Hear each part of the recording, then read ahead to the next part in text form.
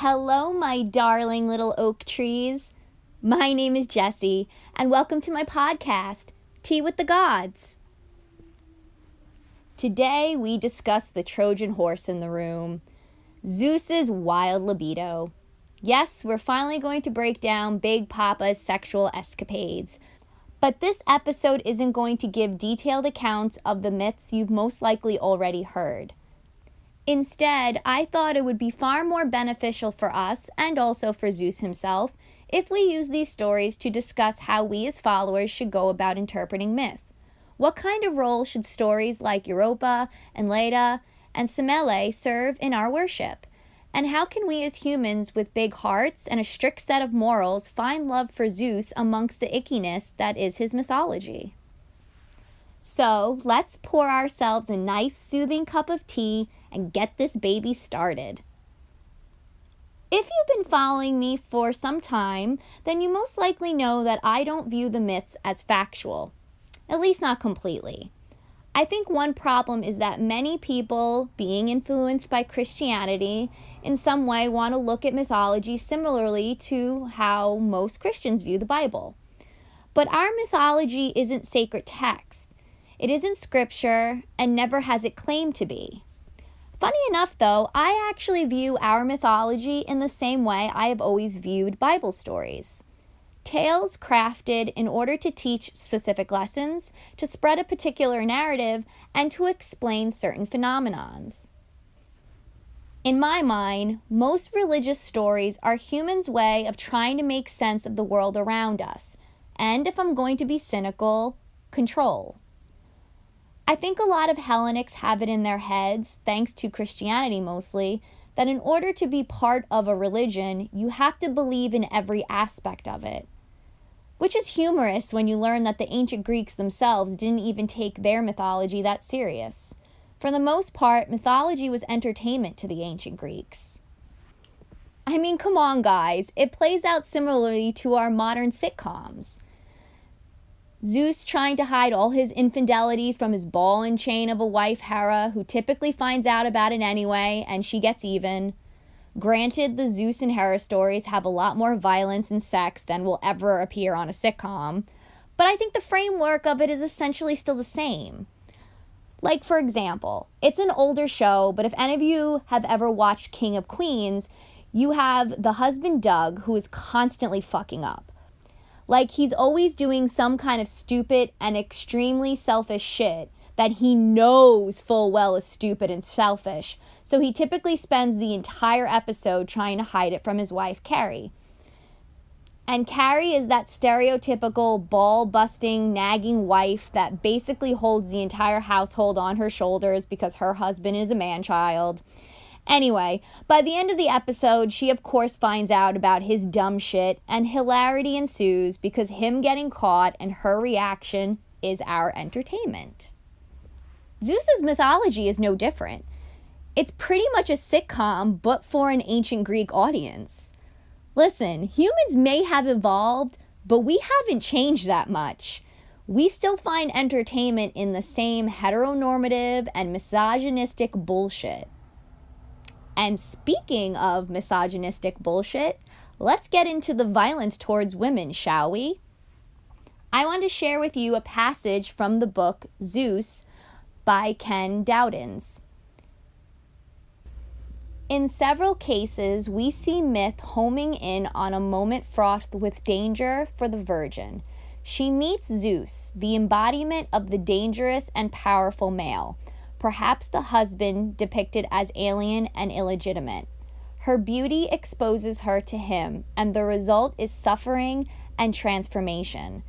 The stories focus on these vivid expressions of the end of maidenhood. We do not find stories of incorporation back into the community as a mother, with all the authority of womanhood and as part of a female citizen order, which means to celebrate great rituals such as the Thesmophoria. Anxiety makes memorable myth. Anxiety makes memorable myth. If you leave this episode remembering only one thing, let it be Anxiety makes memorable myth, because that right there sums it all up wonderfully. Thank you, Ken Dowdens, for that line. Unfortunately, I know I don't need to sell you on the accuracy of that statement. We still live in a world where violence towards women is used to make memorable entertainment. We have the girl in the fridge trope, for God's sakes. I mean, it's done so many times that we have an entire label just for it. And again, the ancient Greeks were no different. They used the anxiety of the women who were first taken by Zeus and then punished by Hera to create stories that you're unlikely to forget. Regardless on whether you are entertained by these stories, you can't deny the fact that they are indeed memorable.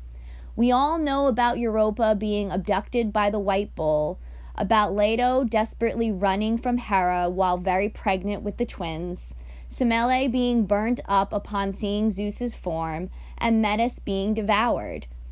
We remember them, and now we're even discussing them, centuries upon centuries later, because they still have captured our attention and imagination. Homer and Hesiod and all the others did exactly what they meant to do: make memorable myth. And that's the point. These stories, first and foremost, are created and then passed down by humans, not gods.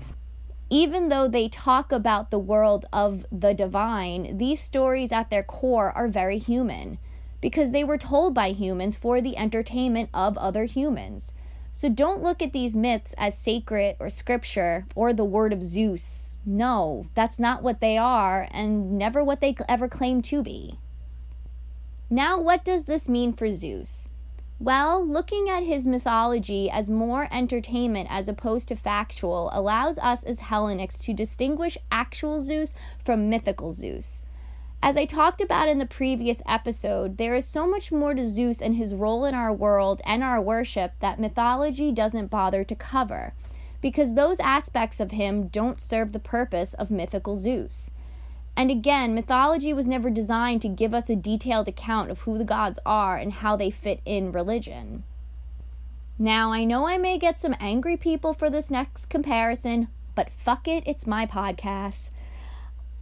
I feel like basing your entire perception of the gods on their mythology is similar to using just Rick Riordan's books to form a view on who the gods are. Okay. Now, I'm not saying that mythology and Percy Jackson are the same or should be viewed the same. I do think that mythology as a whole has a lot more to teach us, which we will get into, but they are essentially still works of fiction that use, in a lot of ways, characterized versions of the gods to tell amusing stories. And isn't that basically what Rick Riordan is doing? Okay, now that I most likely pissed some people off, let's move on to my next point. Besides providing entertainment, the myths served other purposes. For Zeus's mythology in particular, there is a clear point to the stories surrounding his various affairs. Children. All of his sexual endeavors, minus Ganymede, results in the conception of children, because ultimately that is the main focus of the story. Much like Zeus's origin myth, these stories aren't really about him, nor are they about the women he sleeps with. They are about what is produced from those encounters. Going back to the Ken Dowdens quote, he touches on this, pointing out how we only see the women in their most vulnerable state, but really hear nothing of them afterwards, because their use lies in birthing the extraordinary children of Zeus. That's all the myths require of them. Homer even stresses this point in both the Odyssey and the Iliad. In the Odyssey, Poseidon states, "Rejoice in our love, my lady, and when this year has run its course, you will give birth to glorious children. Bedding down with the gods is never barren, futile, and you must tend them, breed, and rear them well." In this passage, Homer pretty much confirms that the main point of God sleeping with mortals is to produce children. And basically that there doesn't need to be any other reason, because it's glory enough as a woman to be pregnant by a god, to have the pride of raising their children, which isn't that surprising because that's a reflection of ancient Greek society. In the Iliad, before sleeping with Hera, Zeus proceeds to list his many sexual conquests in an attempt to show his love and lust for his wife. Yes, because that sounds like a smart idea. But as he's listing these women and his love for them, it's apparent that what he loves and appreciates most about them is the children they bore him. Let me read some of it for you, and if you want to read the whole thing, you can find it in Book 14, Hera Outflanks Zeus, at around 380, at least in my version. Or you can just message me on social media and I'll send you the whole part. I loved Acrisius' daughter, Danae, marvelous ankles, and Perseus sprang to life and excelled all men alive. When I stormed Europa, far-famed Phoenix' daughter, who bore me Minos. Alcmena, queen of Thebes, who bore me a son, that Lionheart, that Heracles. And Semele bore Dionysus, ecstasy, joy to mankind. It kind of reminds me of Henry VIII and how his favorite of all his wives just so happened to be the only one to bear him a son. See, no matter where we are in the world or what time period, a woman's only value lies in the children they can and do produce. So back to Zeus's mythology. What we have is less a commentary on Zeus's character and more so origins and explanations for significant figures. The most infamous of Zeus's mythical stories just so happen to also be the origin stories of some of the most beloved gods: Apollo, Artemis, Athena, Dionysus. And this applies to mortals as well: Heracles, Perseus, Helen of Troy, King Minos, possibly Alexander the Great. Who knows? I'm open to the idea. They all came from Zeus, which gives them all a sense of legitimacy. Like, of course they are special. Of course they're powerful and beautiful and better than all of us. They came from Zeus. And this wasn't just applied to people. The concept was also used to explain and legitimize lands and nations. It's why when you read the myths, especially the ones directly from ancient sources, you see a lot of mentions of where people are from and where they went, where babies were born. The location was important because a lot of the times it was used as a foundation story for particular cities.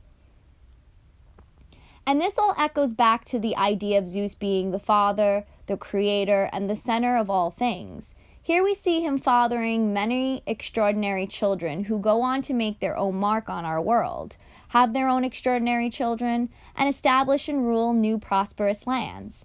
And the cycle continues, with it all centering around Zeus. He is the head of the world's household, after all, and with how important the concept of lineage was in ancient Greek society, it only makes sense for Zeus to have a long, prosperous, and significant line of descendants. I'm telling you all this in hopes that you'll gain a new perspective on not just Zeus's mythology, but all of Greek mythology. We've established that the stories being told were indeed told by humans for humans, which means there is a human voice, bias, and narrative being told. So it's important to keep that in mind when you begin analyzing the myths, and honestly, whenever you read anything. If there's one thing my degree in history taught me, is that all authors write with a bias, and there's always some sort of narrative being pushed. So you have to be aware of that as you begin combing through all the resources for your research. It's easy to look at Zeus's mythology and immediately mock him for his sexual endeavors or to label him a rapist. And for mythical Zeus, maybe that's okay. He serves his distinct purpose. He's entertainment. He's a reflection of ancient Greek society. He's how we explain our world. He's a device used in mythology to further specific narratives. And now he's a reason for us to have discussions like this. But he shouldn't be confused with the true Zeus, the Zeus that we as Hellenics actually worship. There is a clear and significant difference. And I hope now knowing that allows you to look at Zeus in a new light and perhaps even approach him at some point in your worship. All right, my noble eagles, that about wraps up this episode. I really do hope you enjoyed it. It was very hard for me to narrow down everything I wanted to say because there is a lot more that can be said about the myths and their role, but I think I'll save those points when we discuss the other gods. I really do want to know what you all think about this topic and the points I made, and what are your views and opinions on it. I want to open this up for discussion, so feel free to comment or come chat with me on my social media platforms, which are on Twitter, Tea with the Gods, and Tumblr and Instagram, The Pastel Priestess. Next episode is going to come to you quick since I skipped a week this month. Sorry, Big Papa. And it's going to be on how to go about worshiping Zeus. So I hope you join me then as we wrap up January and the month of our beloved Pops, as Hermes most definitely calls him. Thank you so much for supporting me and my humble little podcast. I wish you all the absolute best. And until next time, may Zeus be with you, my loves.